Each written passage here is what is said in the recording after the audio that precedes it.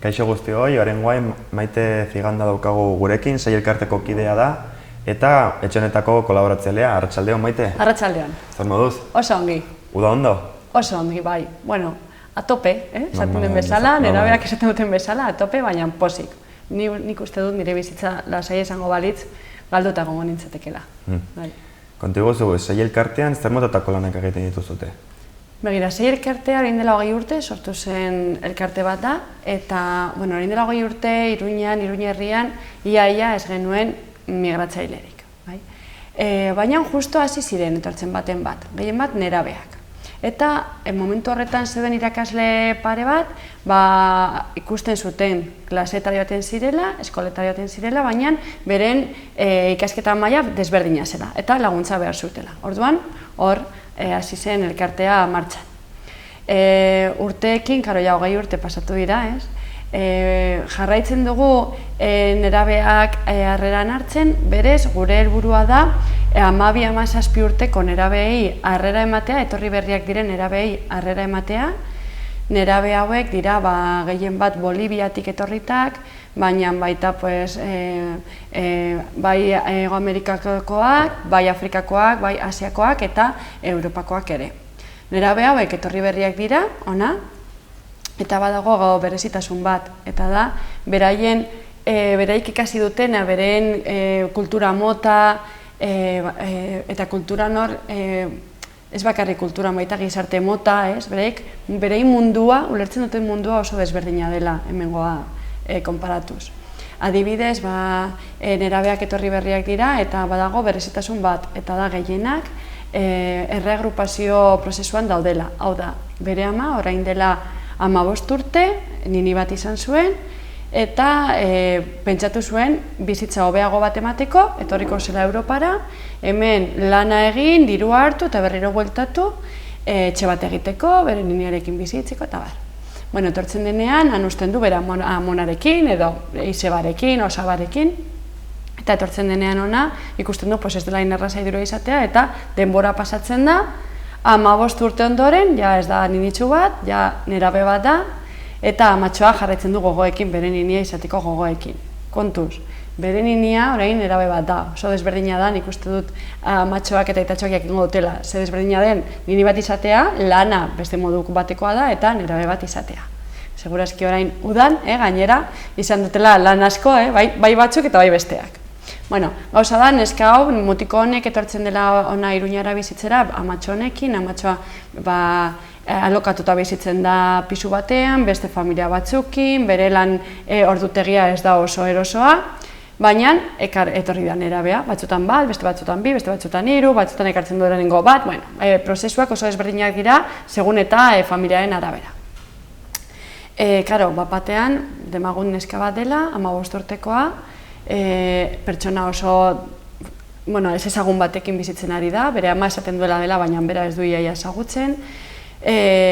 Hemengo klima baita oso desberdina da, orain uda beroa izan dugu, baina orain negua hasten denean hotza sentituko dute, inoiz bizi duten hotza, adibidez gehienak ez dute igual lurra ikusi oraindikan. Janaria naiz eta bere ama lehenengo egunetan egin bere baskari goxoak, bengo patata ez du hango patata bezalako zaporerik. Bueno, gauzak aldatu dira. Autobusa hartzen dutela, autobuseko bizitza ez da berdina, ez dakizu, hitz egiten dizute hemen oso askar hitz egiten dugu, ez dute ulertzen, eta orduan, gutxinaka jaten dira barrura sartzen, bai? Hau da dolua. Migratzaileak pasatzen duten dolua, eta gehien bat, 12-17 urteko migratzaileak, hau da nerabeak, oso momentu berezi batean daudelako.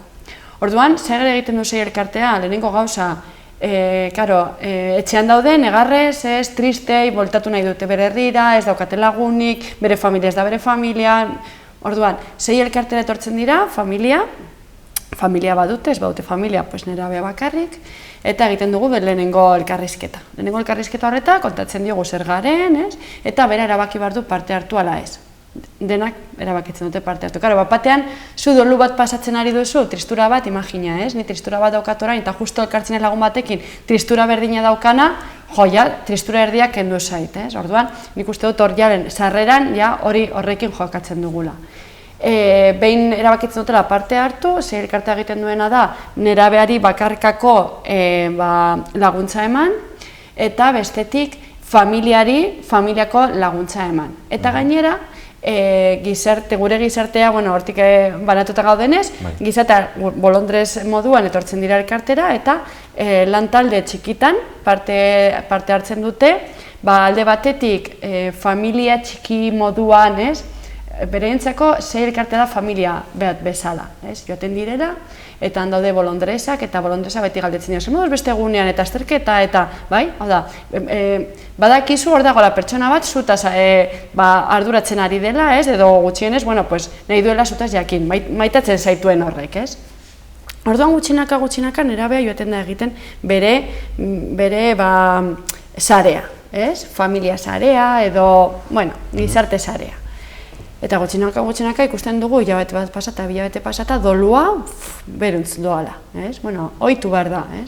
Hasten dira eskolan, han eskolan nota honak ateratzen zituzten, ona etortzerakoan batean baita suspenso.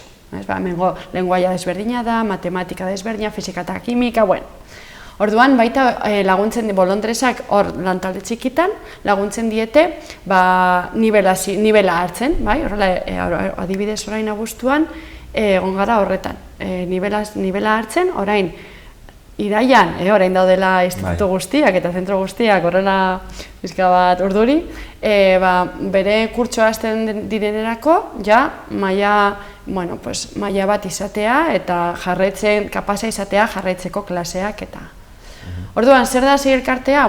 Ni esango nuke, dela, etorri berriak diren nerabei eta familiei harrera ematen diegula, partea sentitzea, hemengo gizarteko parte sentitzea, eta hortik aurrera, gogoak izatea, gure ingurunean dauden elkarte edo talde edo gustoko duten gauzetan parte hartzeko. Ia kurtso berria hasi dugu, esan duzun bezala, eta jakineneko genuke igual, 2019ko hilabete hauetan, ea zenbat kasu hartatu dituzuten zentroan orokorrean, gutxi gora bera. Oso gauza berezi bat gertatu da, gutxi gora bera urrian, 2018ko urrian, hasi ziren Nafarroara etortzen, esaten da mena, erderaz, familiari gabeko nerabeak. Gehien bat, 15, 16, 17 urte bitartekoak, eta gehienak Marruekosetik etorriak. Orduan, beste egunean kontuak ateratzen hasi ginen, eta orain dela 5 urte, sei elkartetik 100 nerabe pasatzen baziren urtean zehar, orain bakarrik, orain abuztura arte, iaia 300 nerabe atenditu ditugu. Zer gertatu da? Sei elkartea handitzen joan dela, sei elkartean lan egiten duten interbentzioan dauden profesionalak oso adituak dira honetan eta oso rendimendu ona ateratzen dute, hau da, sei elkartetik ateratzen den nerabea, gehiengoak 98%, dolua pasatzen du eta hori, ateratzen da bere bizitza berria hastera oso egoera honean, Nik uste dut handitu dela nerabe kopurua alde batetik lan ona egiten delako elkartean eta beste aldetik baita, orain bizitzen ari dugun egoeragatik. Baina ni esango dizut gauza bat, betidanik egon dira migrazioak. Osea, betidanik da, orain dela urteak eta urteak eta urteak eta urteak, bai? Baina nik uste dut orain politika mailan erabiltzen ari ditugula, migrazio, errealitate hori, bai? Handitu da, egia da, zuk Parisera joaten bazara, han interkulturalitasuna hor dagoela. Ikusten dituzu kolore guztietako pertsonak, jatorri guztietakoak, eta, jazta, ohituta horrela da. Baina Iruñan oso, gure historia oso, migratzaileak ez dira etorri Iruñara. Egia da, orain bai etortzen ari dira Nafarroara, orain dela ja urte batzuk. Nik uste dut 15 urtetik ona hasi zirela etortzen. Karo, beldurrak sartzen dizkigute, etortzen direla, otsoa izango balitz bezala, ipuinan bezala, eta nila beldurra sartuta badut, ikusten badut koloreko pertsona bat, adibidez, beldurrez begiratzen dut, ez? Eta nik uste dut, erabiltzen aldi dutela beldurra hori politika egiteko. Ni behin baino gehiagotan eskatu dugu, ez erabiltzea, ez? Azkenean pertsonak dira, bere eskubidea daukate, gu bezala, ez? Segurazki bat baino gehiago alaba, seme edo bera egonda ez daki non, Europan edo Amerikan ikasketak egiten edo lana bilatzen, ez? Edo egin du bere familia beste leku batean, eta segurazki, eskertu du, hango pertsonak harrera ona ematea, eta ez pentsatzea, begira, etortzen da gure lanak entzera, eta, ez? Nik uste dut Alemaniara joten manez ez dut inor ulertzen, bere hizkera oso arraroa da niretzako, eta klima baita oraindik hotzago, ez? Segurazki eskertuko nuke, ez? Ez begiratzea beldurrez eta pertsona txar bat izango banitz bezala, baizik eta begiratzea, eta eskua zabaltzea. Komentatu duzu, orain, udonetan zehar batez ere ikusi dugun, krisi hori deitzen dutena komunikabide, Mediterraneoan egondako hainbat kasu, hilabetero ikusten ditugu eta ez ditugu ikusten ere kasu horiek. Uste duzu, egoera hornek areagotu egingo dela horrengo hilabetetan? Nik uste dut horrekin hausnarketa askoz ere sakonagoa dela eta zer elkartean ez gara horretan adituak, baina bai aritzen garela, hausnartzen dugu askoan, elkartzen gara eta azten gara bueltak ematen munduari. Karo, noiz hasten da arazoa? Arazoa edo errealitatea. Gauza da, Europan harresi asko jarri dituztela. Orduan, orain etortzen diren modua batzutan, ez dira modu egokienak edo segurtasun mailan argi dago. Ikusi dugu, behin baino gehiagotan komunikabideak bota duzutela, hor ez dakin hori hildela, eta nik uste dut, historia oso garrantzitsua dela ikastea, orain, historiako irakasleak, oso ongi, ongi hasi, kurtsoa, historia oso garrantzitsua dela eta hor historia ematen digula erantzun asko, adibidez honen inguruan. Betidanik daude migrazioak, baina orain batean modan jarri da, eske Mediterraneotik etortzen dira eta ez dakizen pertsona, ez? Bueno, etortzen direnak ez da kopuru oso handia, baina kontatzen dutena bai dirudi dela oso kopuru handia. Europako estatu desberdinak badauzkate beren politika desberdinak, adibidez batzuk harresiak jartzen dituzte, batzuk ez dituzte jartzen, zer desberdintasuna dago, etortzeko modua etorriko dira, baina beren segurtasuna askoz ere ez. Eta gero badago beste historia bat, gertatu da, orain batean, ez egin beste telebistan, baina bai Facebook eta guzti hauetan, kolokan jartzen zela, gehien bat nik irakurri dut Open Arms, lana, edo, nik uste dut jetxi bat gara egunerokotasunera, eta begiratu zer dagoen gure ondoan, eta pentsatu, guk zer egiten aldugun. Migratzaileak etortzen dira, egia da, Nafarroan migratzaileak behitugula, interkulturalitasuna gurean dagola. Beldurra izatea, beldurra sortzen digute, baina nik uste dut bakoitza erabaki behar duela, bera ikusten duenagatik, beldurra egun behar duen ala ez, nik argi daukat. Nik egunero nago gainera nerabeekin, direla, eta oso jatorrak dira, etortzen dira, ni nerabean nintzenean zer nahi nuen, alaia, bizi, posik egon, ikasketak, ni gutxiago, nekolako zaukera, baina, egia da, ikasketak izatea, ate asko irekitzen dizkizula, eta lagunekin egon, gutxi gehiago, horrelakoak dira, ez dira indesberdinak, beldurrak kentzea. Nik uste dut, Mediterraneoan gertatzen ari da, zure hausnarketari jarraituta, uste dut, azkenean erabiltzen ari dutela errealitate hau politika egiteko, pena handi bat da, eta mina asko egiten ari dute, eta, hemendik eskatuko nuke ez, pentsatzea ongi, ze estrategia jarraitu, eta baita pentsatzen guztion onurak eta segurtasuna, ez dinda, baina ez da gertatzen, ala, venga, etorriko dira Afrika guztia ona, ez dago gertatzen ari. Orduan, pentsatu zein da helburua. Zuen elkartea, esan duzun bezala, gazteak hartzen ditu eta bereekin egoten zarete lanean. Ikusten dugunez, migrazioak hor daude, baina hipotetikoki hitz egin da, hainbeste gazte etorriko balira, zuek badauzkazute baliabideak edo medioak ahalik eta gehienei tratatzeko edo beharko zenukete laguntzaren bat. Hau lotuta dago aurrekoarekin, lehen hitz egin dudanarekin. Karo, migrazioa bihurtzen ari da arazo bat, edo bihurtzen ari dugu arazo bat, gainera arazo larri bat segurtasunezko arazoa, ez? Egira orain, etorri direla Marrokosatik nerabe guzti hauek, etorri dira 200 Nafarroara bizitzera. Ez daukate familiarik, berez, Nafarroko gobernua dauzka bere errekurtsoetan eta da.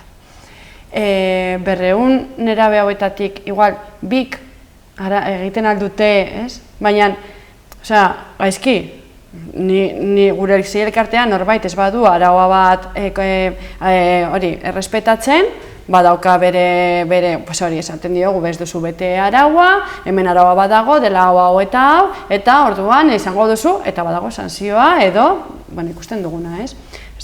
Hori egiten dugu, ez garela, ala, etorri eta egin nahi duzutena, badaude araua batzuk, eta betetzen dituzte? Bai, betetzen dituzte. Guk abuztuan izan ditugunak, izan dira, superpotxoloak, ez? Hauietako bik bapatean egunkarietan agertu direnak, bi hoiek, ez dira agertzen 188 agertzen dira bi hoiek, lapurketan ibili direla, edo ez dakin hori egin diote. Hombre, lapurketan egin badute, gaizki, ez dakin hori min egin badiote, edo ez dakit bortxatu gaizki, denak egon gara manifestaldietan gertatu denarekin, baina kontuz, ez pentsa etortzen diren guztiak, ez direla horrela. Hipotetikoki gehiago etorriko balira, hombre, Nafarroako gobernuan ikuste dut kapazitatea daukala kudeatzeko, Espainiako gobernuarekin kudeatu behar du guzti hau, eta jakin behar du, hemen Nafarroan ez dakizen biztanle gaude, etortzen aldirela kopuru bat, bai? Egia da, igual ja banatutak daudela Espainia guztitik, eta egia da hori izan dela hemen gertatu dena. Espainiako beste zonaldetik etorri direla Nafarroara, ez, orduan, igual batzuk Donostian daude eta entzun dute hemen Iruña etorri dela eta etortzen da Iruñara, baina egia da kudeaketa nire ikuspuntutik oso denbora gutxi daramago honekin eta nire ikuspuntutik oso kudeaketa egokia egiten ari dela Nafarroako gobernuaren partez. Etorri zara, zu Donostian zaude, hemen ez dago tokirik, bueltatzen dute Donostiara eta segun, nolakoa den kasua. Atzean dagoen lana, oso lana sakona da eta beti kontutan izaten gizarte guztiaren ongi izatea edo ez da, ala, venga, ekarriko ditugu, ni nahi zen ez, pentsatzen dudanez immigrazioa bai, ekarriko ditut denak, nik uste dut arduratsuak garela. Hori da batzutan igual ahazten zaiguna, dirudi garela denak, gaudela eroak eta gu garela bakarrak, eta arduratsuak gara eta baina, ni bai eskatuko nuke baliabide gehiago. Immigratzaileekit, etorkinekin lan egiten dugun elkarteak, hori, beldurra daukagu etorkinei, orduan, horiekin lan egiten duten elkarteak ez dituzte erraztasun gehiegi. Bai laguntza daukagula, diru laguntza daukagula, subentzioak eta entitate publikoen partez, bai adibidez Jesuitas Eskola, San Ignacio Jesuitas Eskola, usten digu bere lokalak beraienak dira eta oso harrera ona eta oso ongi gaude beraiekin laguntza ematen digute, bai beste fundazio mota batzuk, Fundación Caja Navarra, baina egia da, gero, badaudela beste kideak baditugu, gainera oso kide jatorrak, baina egia da, jotzen dugunean, enpresak, gainera badaukagu gara, mecenazgo soziala daukagu, ez dakit nola den euskeraz, eta horrekin, ematen duzun dirua, adibidez, zuk 100 euro ematen baduzu elkarteari, gero, Nafarroko gobernua azindaren bitartez, bueltatzen dizkizu, 180, hau da, onurak baditula baita laguntzea horrelako elkartei, baina migranteekin lan egiten dugunez, hor dago gauza, ez? Orain momentu honetan, iraian zehar, hasiko gara bolondresak harreran hartzeko kanpaina, berez, hori, 300 nerabe orain arte, eta espero dugu beste 300 atenditzea edo 400 atenditzea, berez bolondresa asko behar ditugu, eta, aprobetsatzen dut hemen entzulei, gure ikusten ari gaituen egin, pues, animatzea, elkartera etortzera, pues, hori. Astean bitan etortzeko, hori talde txiki horietan parte hartzera, laguntza ematera, baina baita laguntza hartzera, ez? Badirudi joaten zara zuk laguntzera eta batean egiten dizu, klik, ostras, ez? Joaten naiz etxera eta zenbat ikasi dudan eta zer esan didan eta nola aldatu duen, zelako baliabideak, asko ikasten da baita, ez? Andresan garenean. Maite, eskatari amaiera emateko, esan duzun bezala, kurtso hasieran gaude. Hurrengo hilabeteetan, zer motatako lanak edo ekintzak egin dituzute elkartean bertan? Orain iraian gertatuko dena da harrera ematea. Orain arte parte hartu duten familiatan erabei, ja dolua pastu badute oso ongi badaude, agurra ematea, beti irekitak, baina ja agurra ematea. Berez, pasaden kurtsoan, orain pasatu den kurtsoan, ailegatu gara, 50 nerabe inguru egon dira hor itxoiten, ez egoelako plazarik, gaude pixka bat desbordatutak, ez? Orduan, orain gaude hori agurrak ematen, ja bere dolua pastu dutenei, ongi etorria ematen, orain momentu latxa horretan daudenei, eta ja irailaren 29an, segurazki egingo dugu, urtero bezala egiten dugu anaitasunak antolatzen duen mendi honetara igotzearena, Eskaba mendira igotzearena, igoko gara, beti igotzen gara, oso talde polit bat, 150 nerabe, eta ja urrian hasiko da kurtsoa. Kurtsoan zer egingo dugu, astean zehar, hori, lan talde txikitan elkartu eta hor hizketan eta eskolako arazoak eta horren inguruan ibili, astean 2 egunetan, eta baita, nola ez, ezagutu, gure komunitatean dauden baliabideak edo, orduan joango gara, hasieran elkartuko gara gure taldea, ezagutu batak besteei, laguna, hasi laguntasun horrekin, eta gutxinaka jakiten, niri guztiz zait antzerkia, guazen ikustera antzerki taldea dagoen parte hartzeko, edo nik daukat guztoko saskibaloia, gutxinaka joatea, ja sortutak dauden taldeetan parte hartzen. Nik esango nieke talde hauei, oso gazte jatorrak eta bereziak direla, beren historia ez dute kontatzen, kontatzen duten modua, ematen dizute pila, eta ni eskatuko nieke irekitzea ateak, hauen parte hartzera. Maite, plazer bat izan da zurekin hitz egitea, espero dugu beste webgune batetan ere berrizetortzea eta esperientzia berria kontatzea, eta nahi duzunean. Eskerrik asko, inbitatzeagatik. Eskerrik asko. Agur.